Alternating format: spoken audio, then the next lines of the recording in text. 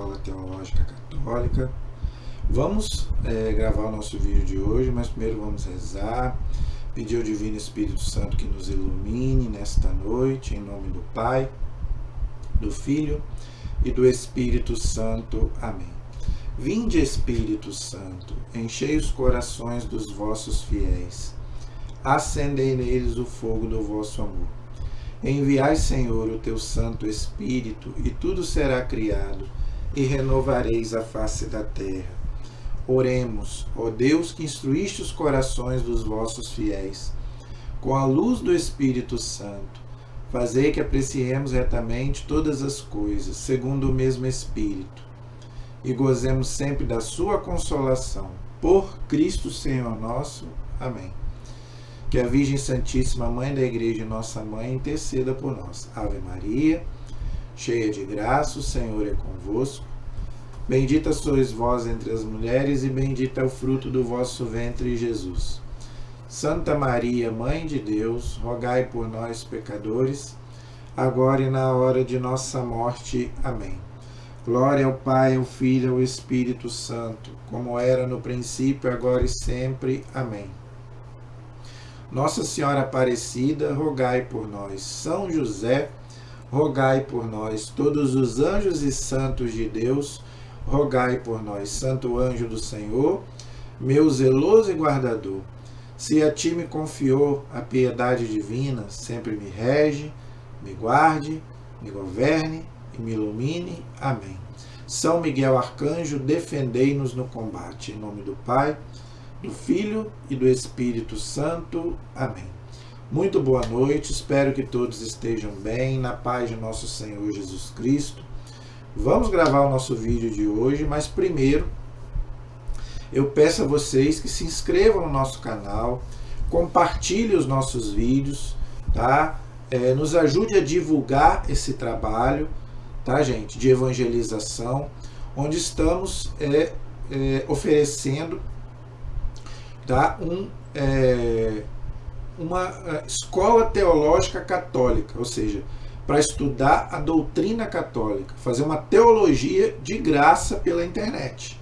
A gente não cobra um centavo, a gente pede só para você se inscrever e compartilhar e divulgar para outras pessoas. Então, por favor, me ajude aí na divulgação, na sua paróquia, não é? Você que gosta, assiste os meus vídeos, deixa aí seu comentário, seu like, não é? Sua pergunta, sua dúvida, eu vou ter o maior prazer em te responder e a gente trocar ideias, tá? Eu não me incomodo, pode perguntar o que você quiser, se eu souber, eu te explico, se eu não souber, eu vou estudar e trago a resposta aqui para você. Eu não sou dono da verdade, eu não sei tudo, ok? A gente está fazendo um estudo bíblico, estudando a palavra de Deus, a gente está estudando o catecismo da igreja, não é? E também nós estamos fazendo a vida dos santos. Esse ano eu me propus a fazer a vida dos santos. Muita gente é devoto de algum santo na igreja, mas não conhece a sua vida, não é? Então eu me propus a fazer a vida dos santos, ok? Não somente aqueles santos conhecidos, que todo mundo conhece, mas até de santos que não são muito conhecidos, ok? E hoje eu vou falar de um santo podemos dizer, dos nossos dias, não é? Que ele não viveu longe de nós, não é? Mas que tem muita gente que não conhece a sua vida, já ouviu falar, não é? Mas muitos até já ouviram falar, mas não conheceram a vida deste profundo homem de Deus. Foi um homem, gente, que realmente viveu, não é, tudo aquilo que Jesus pediu, inclusive o sofrimento. Foi um homem que sofreu muito no corpo e também na alma, no espírito. De quem que eu estou falando? Eu estou falando do Santo Padre Pio. Você já deve ter ouvido falar, muita gente é devoto do Padre Pio, não é?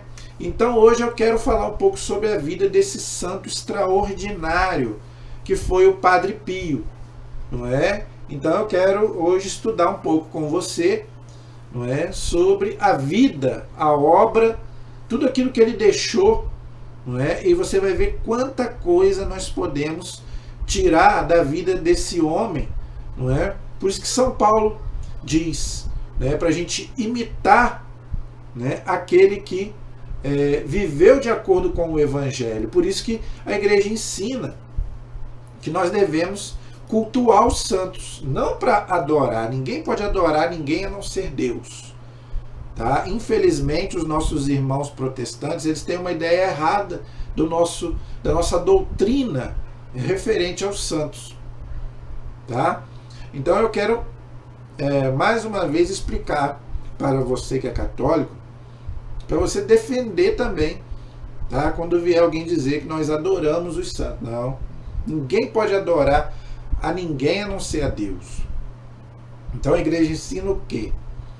Nós prestamos um culto a Deus de adoração, que no hebraico se diz latria, tá? Por isso que é idolatria. Idolatria é quando você adora um ídolo, um falso Deus, tá? Aos santos nós prestamos um culto de dulia, ou seja, veneração, ok? Então ninguém pode adorar a nada nem a ninguém a não ser a Deus. Então, qual é o sentido do culto de veneração aos santos? São 3 que a igreja ensina. Primeiro, tá? Nós veneramos os santos para quê? Primeiro, para a gente poder imitar aquilo que eles fizeram de bom. Entendeu? E isso é bíblico, isso está na palavra. São Paulo diz na carta aos Filipenses: sede meus imitadores como eu sou de Cristo. Então, quando a gente imita um santo, a gente está imitando Jesus, porque o santo é um imitador de Cristo. Por isso nós somos cristãos. Um cristão, gente, não é um cristão grande, não. Cristão é você ser imitador de Jesus Cristo. Então, a primeira coisa, o primeiro fundamento do culto aos santos é você imitar a vida dele. Ok? Segunda coisa, você já tem um intercessor diante de Deus no céu, na qual você pode pedir, tá, a sua intercessão. Isso, gente, a igreja acredita desde o primeiro século. Isso não é uma coisa inventada pela igreja, não. Tá? Isso, a intercessão, gente, tem na Bíblia no Antigo e no Novo Testamento. Abraão intercedendo por Sodoma, Moisés intercedendo pelo povo de Israel. No Novo Testamento nós vemos os apóstolos intercedendo, São Paulo intercedendo pelos cristãos. Então, intercessão, gente, tem... Até os evangélicos fazem isso. Quando pedem uma oração lá para o pastor. O pastor está sendo um intercessor entre Deus, não é? Eles falam que nós não podemos pedir aos santos, mas pedem ao pastor, é a mesma coisa. O mesmo que os evangélicos pedem aos pastores, nós pedimos aos santos. Que para nós tem muito mais valor, porque o pastor está aqui na terra, o santo já está diante de Deus. Os evangélicos não acreditam nisso. Por quê? Para eles não tem ninguém no céu. Por quê? Para eles está todo mundo dormindo. Nós católicos não cremos nisso. O que dorme é o corpo, mas a alma é imortal. A alma não dorme. A alma não tem olho para fechar. Então nós acreditamos que aquele que está diante de Deus, ele pode interceder por nós. Está lá no Apocalipse. Entendeu? Então, gente, segunda coisa, né, nós pedimos a intercessão dos santos. E terceiro, quando você venera um santo, você está dando glória a Deus. Por quê? Porque ele é santo por graça de Deus. Tanto que São Paulo chama os cristãos de santo. O que quer dizer a palavra santo? Separado. Separado do quê? Do mundo. Então, gente, não tem nada de idolatria no nosso culto aos santos. Então, hoje, eu quero estudar com você a vida do Padre Pio, Santo Padre Pio. Tá? Então, eu quero estudar com você a vida desse homem de Deus. Tá? O Padre Pio nasceu em Pietrelcina, na Itália, de Benevento, tá? Italiano, ele era italiano. Ele nasceu no dia 25 de maio de 1887. Por isso que eu falei, ele é um santo dos nossos dias. não é, do século passado. 1800, ele nasceu no dia 25 de maio de 1887, de uma família pobre que tirava o sustento no cultivo da terra. Então, a família do Padre Pio era uma família muito pobre. Tá? Eles não eram ricos, eles não tinham muitos bens, eles cultivavam a terra, não é? Então, eles nasceram numa família muito pobre, ok? Foi ensinado em casa, tá? A lei de Deus, tá vendo, gente? Então, primeira coisa, primeiro ensinamento que o Padre Pio nos dá, não é? O primeiro ensinamento das coisas de Deus é em casa. Então, você que é pai, você que é mãe, você pode ser pobre, não importa, mas dê Deus para o seu filho. Não importa se você é pobre, se você é rico, não importa. O mais importante é você ensinar ao seu filho duas coisas: ser um bom cristão e um honesto cidadão. Isso quem falou foi um outro santo da igreja, Santo Afonso de Ligório. Não, desculpa, São João Bosco. Dom Bosco. Dom Bosco dizia: ensine o seu filho a ser um bom cristão e honesto cidadão. Né? Ser uma pessoa, né, de caráter desde criança. Porque se você não ensinar, o mundo vai ensinar. Então, nas coisas de Deus, a igreja, né, é muito importante. Você vai botar seu filho na catequese, né, mas você tem que ensinar seu filho primeiro em casa. Por que que hoje muita gente hoje está chorando porque o filho está na droga, a filha está na prostituição? Por quê? Porque não ensinou desde criança a amar a Deus. Os valores de Deus. Se você ensinar o seu filho os valores de Deus, eu duvido. Ensine o seu filho a rezar desde criança, não é? A ler a Bíblia, a ler a palavra de Deus. Leve ele para a igreja. Eu duvido que ele vai ser um marginal. Só se realmente, né? Realmente ele não pegou realmente o seu ensinamento, porque eu tenho certeza que o pai e a mãe que ensinam o seu filho a lei de Deus, ele não vira um marginal. É só você pegar os maiores marginais da história. Faça uma pesquisa. Os maiores marginais da história. Tem lá uma linha deles reclamando da família. Os ateus. Pegue os maiores ateus da história. Você vai ver que tem lá na biografia dele uma reclamação da família. Ou não teve um pai, ou não teve a mãe para cuidar. Não teve uma formação cristã.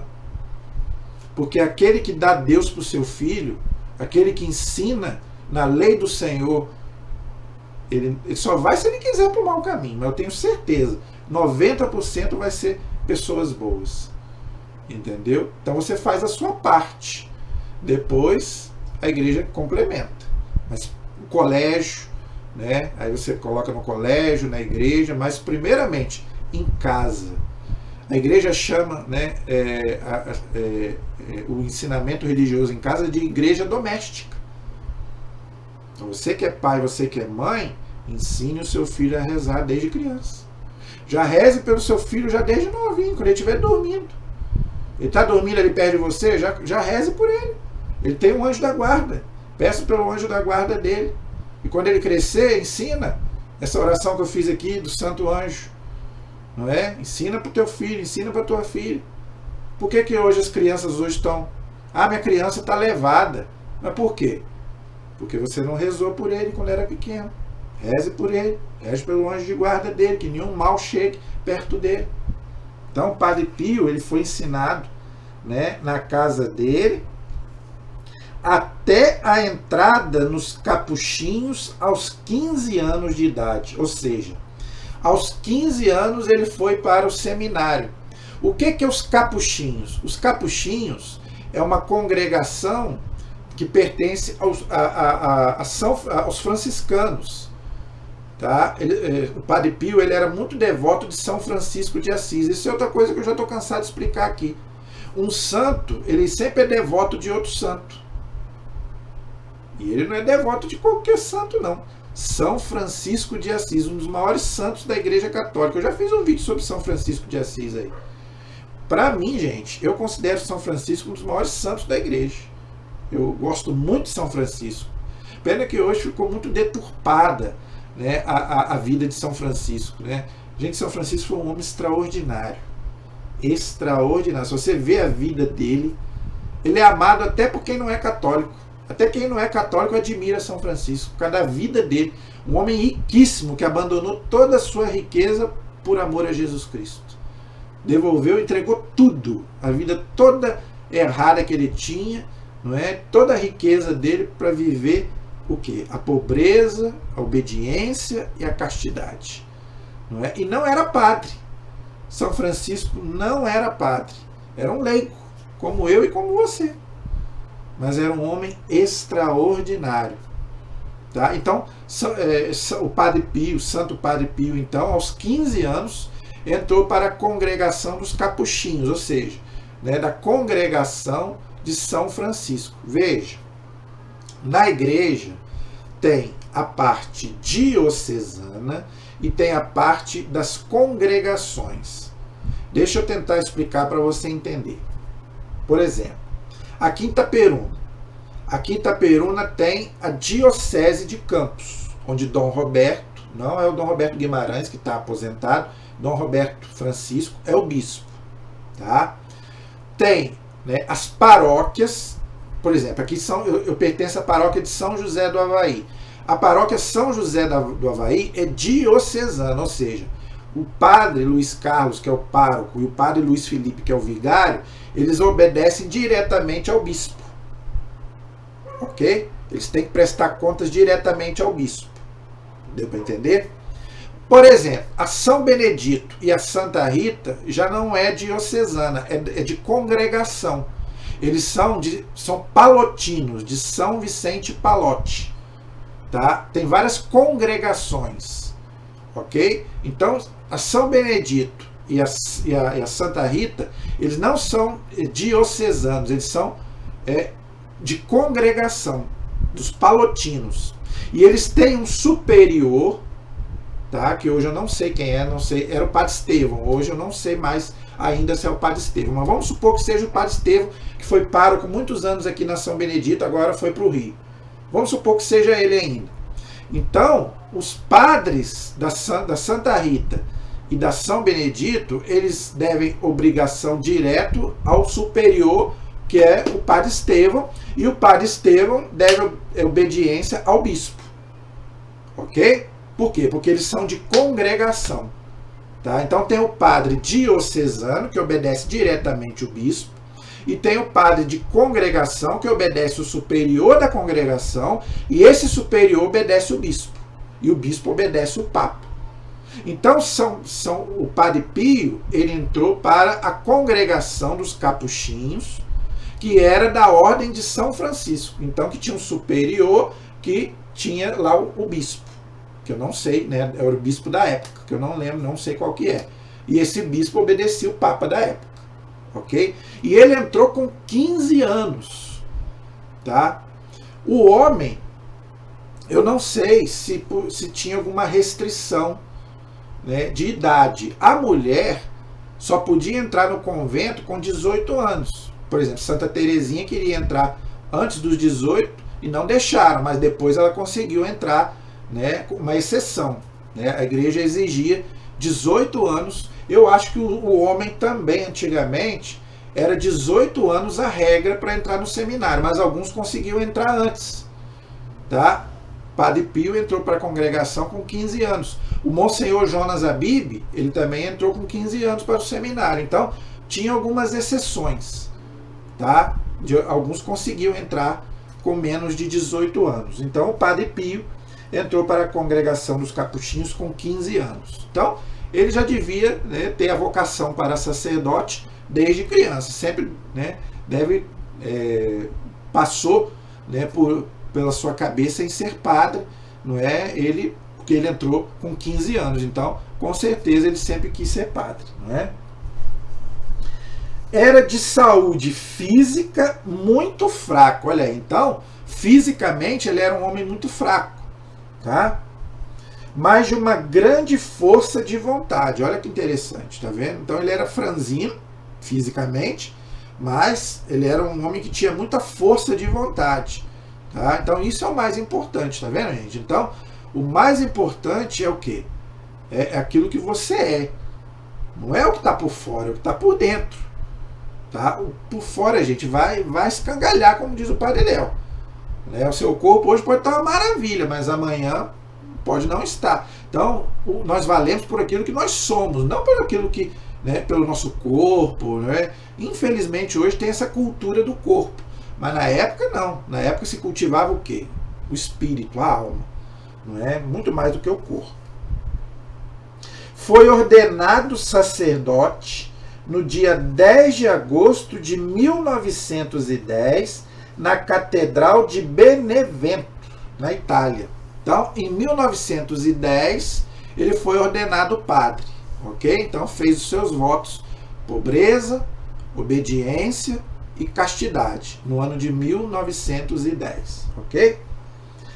A 28 de julho, foi para São Giovanni Rotondo, onde, salvo poucas e breves interrupções, permaneceu até a sua morte no dia 23 de setembro de 1968. Aí, tá vendo? Morreu em 1968, no dia 23 de setembro. Por isso que a festa dele é dia 23 de setembro. A igreja comemora o dia do santo, o dia que ele morre. Porque é o dia que ele vai para Deus, é o dia que ele vai para o céu. Então, a igreja não comemora o dia do santo, o dia que ele nasce, mas o dia que ele morre. Porque é o dia que ele vai para Deus. Interessante. Então, ele morreu em 1968. Tá vendo? Por isso que eu falei que ele é um santo aí, podemos dizer, dos nossos dias. Não tem muito tempo. Não é? Agora, isso aqui que é mais importante na vida do Padre Pio. Na manhã de sexta-feira, gente, lembrando que é um dia que a igreja diz que é de penitência. O Padre Pio fazia muita penitência na sexta-feira. A igreja pede que na sexta-feira a gente faça uma pequena penitência, seja ela qual for. Um jejum, rezar mais, você que gosta de carne, abstinência de carne. Eu amo carne, eu não como carne na sexta-feira. É uma penitência que eu faço. Porque é o dia que Jesus morreu, o dia que ele deu a vida por nós. Então, na sexta-feira é dia da gente fazer penitências. Como o domingo é um dia de ação de graças. Por que o domingo é o dia que a gente extravasa mais, come um pouquinho mais, não é? Por quê? Porque é o dia da ressurreição. Então, a igreja ensina que você não deve fazer jejum no domingo. Por quê? É o dia da ressurreição. Agora, sexta-feira não. Sexta-feira é um dia de penitência. Então, é um dia de você fazer a penitência que você quiser fazer. Não é? Então, o Padre Pio, ele era um homem que fazia muita penitência. E olha o que aconteceu. Numa manhã de sexta-feira, no dia 20 de setembro de 1918, 8 anos depois que ele se tornou padre. Ele se tornou padre em 1910. 8 anos depois, em 1918, numa sexta-feira de manhã, rezando, tá vendo? Então, o santo, gente, ele ficava ali diante de Jesus, né, em oração. Principalmente sexta-feira, que é um dia disso, para você rezar mais. Reze mais na sexta-feira. Eu rezo um terço, reze 2. Não é? Ou reze qualquer outra coisa que você quiser rezar. Sexta-feira é um dia de penitência. Faça uma penitência, ofereça a Deus. Eu quero alcançar uma graça. Faça uma penitência, Deus vai te dar a graça. Tá? Rezando diante do crucifixo, no coro da velha igreja, recebeu o dom dos estigmas que permaneceram abertos e sangrando por meio século. Olha aí. Ele recebeu nas mãos, tá? Os estigmas de Cristo, as chagas de Cristo. Muitos santos, gente, receberam as chagas de Cristo. Santa Rita de Cássia recebeu na testa. São Francisco de Assis, da qual ele era devoto, e o próprio Padre Pio receberam o quê? Nas mãos, não é? Muitos santos receberam na testa, não é? Nos pés, não é? No corpo, né? Aí depende, não é? Aí tem gente que pergunta, por quê? Por que que alguns santos recebem as marcas da crucificação? As chagas, os estigmas, gente, são as marcas da crucificação de Jesus. Lembrando que Jesus foi pregado, não é? Tá certo que, veja, Jesus não foi pregado na mão, Jesus foi pregado aqui. Ok? Porque se Jesus fosse pregado aqui, rasgaria, não é? Como é que a gente sabe disso? Num livro de um pesquisador, não é, francês católico, chamado Pierre Barbet, tá? Ele estudou 20 anos a via sacra, inclusive o Santo Sudário, sobre a crucificação de Jesus. E ele chegou à conclusão que Jesus não foi crucificado na palma da mão, ele foi crucificado aqui, ó, porque aqui tem um nervo que segura. Se ele fosse crucificado aqui, rasgaria e o corpo desceria, tá? Mas não tem importância. Os santos recebiam as chagas de Cristo na palma das mãos. Padre Pio, São Francisco e outros. Não tem importância, gente. Não importa se foi na mão, se foi no pulso. Mas por que alguns santos tiveram essa graça de receber as marcas da crucificação de Jesus? Lembrando que além, né, do pulso, Jesus foi pregado nos pés e o soldado, não é, com a lança, não é, aqui no lado de Jesus, onde saiu sangue e água. Então, alguns santos, né, tiveram as marcas dessa crucificação, ou na palma das mãos, ou nos pés, não é, ou em alguma outra parte do corpo. Mas isso aí não vem ao caso, aonde foi. Mas por que Deus manda? Deus não manda, Deus permite que alguns santos tenham essas marcas. Por quê? Veja, Jesus diz assim: aquele que quer ser meu discípulo, tome cada dia sua cruz e me siga. Jesus disse isso. Então, São Paulo diz também na carta aos Colossenses, capítulo 1, versículo 24, que nós devemos completar na nossa carne o que falta à paixão de Jesus Cristo. Então, através desses dois textos, a igreja entendeu que Deus escolhe algumas pessoas, não é? Para quê? Para que essas pessoas na própria sintam um pouco aquilo que Jesus sentiu, não é? Deus permite isso, gente, é uma permissão de Deus que nós não entendemos. Por que Deus escolhe certas pessoas para isso? Como escolheu o Padre Pio, escolheu São Francisco, escolheu Santa Rita e outros santos. Deus escolhe. Entendeu? Certas pessoas. A um Deus dá uma graça. São Paulo diz isso também na carta aos Coríntios. A um Deus dá uma graça de uma coisa, a outros de dar outra. E Deus deu a graça a alguns santos de receber essas chagas de Cristo. Não é fácil. É uma dor muito forte. Né? Diz que sangrava muito as mãos do Padre Pio. Diz que ele usava até, né, luvas, né? Usava até, né, às vezes, né, para poder, porque as pessoas viam que sangravam mesmo, né, as mãos dele. Então ele usava até às vezes, né, uma proteção ali, porque sangrava demais e devia ser uma dor insuportável, não é? Então todo mundo sabe, ninguém gosta de quem já passou por uma hemorragia sabe, ninguém gosta de ficar sangrando, né, o seu corpo. Imagine, você sofre um cortezinho, você que já sofreu um cortezinho sabe como que é doloroso. Então eram dores, né, que só mesmo, né, mas Deus dá a graça, né? Deus permite que essas coisas aconteçam a certas pessoas, mas Deus dá a graça deles suportarem essas dores por amor a Ele, não é? Então, gente, isso nos ensina o quê? A não murmurar, a não reclamar. O cristão não reclama da cruz, o cristão não reclama daquilo, né, de nada na sua vida. Não é só das coisas de Deus, não, é até mesmo da sua vida cotidiana, da sua vida diária, não é? Se você está passando por uma dificuldade, se você está sofrendo, vai passar. Não há mal que dure para sempre. Você está com a dor de cabeça hoje, amanhã ela passa. Assim como o bem, né, não é uma coisa duradoura nessa vida, o mal também vai passar. Mas a sua murmuração, a sua queixa, a sua reclamação vai resolver o problema? Então faça como os santos. Não é? É o que né, os santos ensinam. Sofrendo na fé. Se Deus permitiu, nenhuma murmuração. Faça a sua parte. Já venho falando sobre isso. Está doente? Toma remédio, vá no médico. Faça tudo que for humanamente falando. Não tem mais jeito? Aceita. Não posso mudar? É uma enfermidade? Eu vou oferecer essa minha enfermidade para salvar o mundo. É isso que os santos fizeram. Não é? Ofereceram as suas dores, né? Para quê?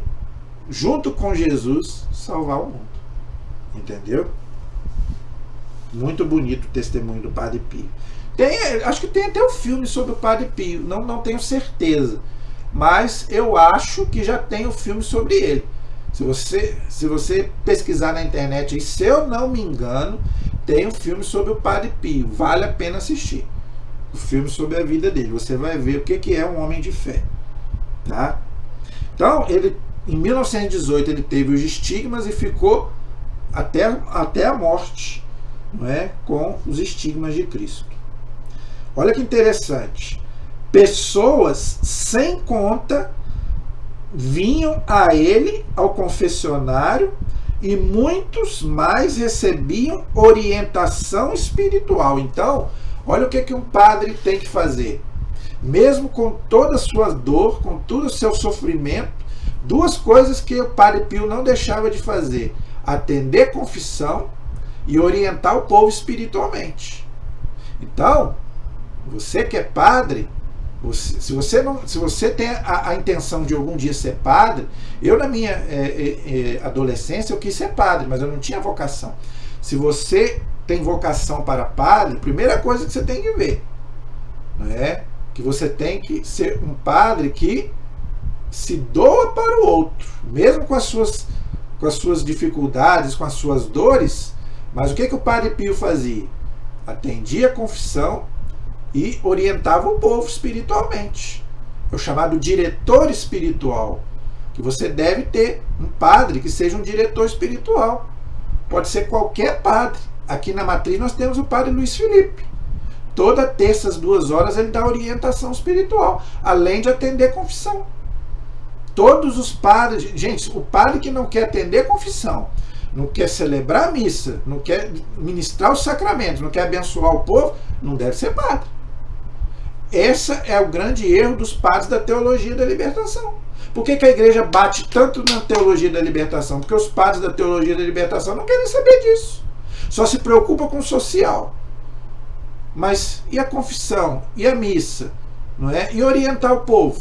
Olha o exemplo do Padre Pio. Mesmo com todas as dores que ele tinha, não deixava. O São João Maria Vianney, que eu vou fazer um vídeo sobre ele também. São João Maria Vianney, gente, ele ficava horas no confessionário. Enquanto não saía a última pessoa, ele não saía do confessionário. Tá? Porque é ali, gente, que o padre perdoa os pecados do povo, em nome de Jesus, em nome do povo, em nome de Deus. Então, o padre que não quer atender a confissão, ele não deve ser padre. Ele tem que estar ali para ouvir as confissões, os pecados do povo, abençoar o povo e orientar o povo espiritualmente.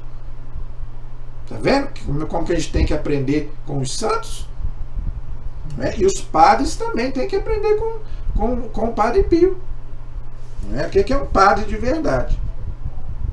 Ao longo de seus anos de vida, foi afligido por indivisíveis sofrimentos físicos e espirituais. Então, além do sofrimento físico, né, das marcas, das chagas, ele ainda tinha, ele era tentado espiritualmente, ele tinha muitos embates com o demônio. O demônio tentava muito o Padre Pio. Porque essas pessoas, gente, que são escolhidas por Deus, o demônio quer são essas pessoas. Como quer eu e quer você. Aquele que já é dele, ele não quer saber, não. Ele quer eu e é você. Eu já falei sobre mim, gente. Depois que eu comecei esse canal, eu já passei por tanta coisa que vocês não têm noção. O que o demônio já fez para me derrubar. Ele já tocou, ele já tentou me derrubar de várias formas. Eu só estou fazendo esses vídeos aqui pela graça de Deus. Ele já tentou me derrubar de várias formas. Como ele tentou derrubar aqui também o Padre Pio. Todos os santos, gente, tiveram visões do demônio. Ele tinha visões do purgatório. Ele via almas do purgatório, almas no inferno. Não é? Esses santos, eles tinham muitas visões, não é? Até de pessoas que já morreram, não é? Que a igreja ensina que Deus pode permitir, né, uma aparição de uma alma de alguém que já morreu. Você não pode chamar, né? Mas às vezes Deus permite que uma alma apareça, às vezes para pedir oração, pedir missa. Então todos esses santos tiveram visões de almas, né, do purgatório, até do inferno. Porque o demônio, gente, ele é terrível. Ele tenta, são essas pessoas. Entendeu? Tinha, mas aqui é que tá. Como é que ele vencia? Como é que o Padre Pio vencia todas essas tentações, todos esses sofrimentos? Aqui vem o segredo. Tinha um profundo e imenso amor à Eucaristia, ou seja, Jesus Eucarístico. O que dava força ao Padre Pio para vencer as tentações do corpo e da alma? Eucaristia. Não sou eu que estou dizendo, está aqui na biografia dele. Ele tinha um profundo amor a Jesus Eucarístico. Então, meu irmão, minha irmã, se você quiser vencer as tentações do demônio, Eucaristia. Vá se confessar e vai comungar. Sem a confissão e sem a comunhão, você não vai vencer o demônio, não. Porque aí Jesus vai estar presente ali fisicamente em você, te dando força para você vencer as tentações do corpo e da alma. Então, o que fazia o Padre Pio vencer o demônio? Eucaristia, um imenso amor à Eucaristia e à Mãe de Deus, a Maria. Todos os santos eram devotos de Nossa Senhora. Você que é católico tem que ser devoto de Maria.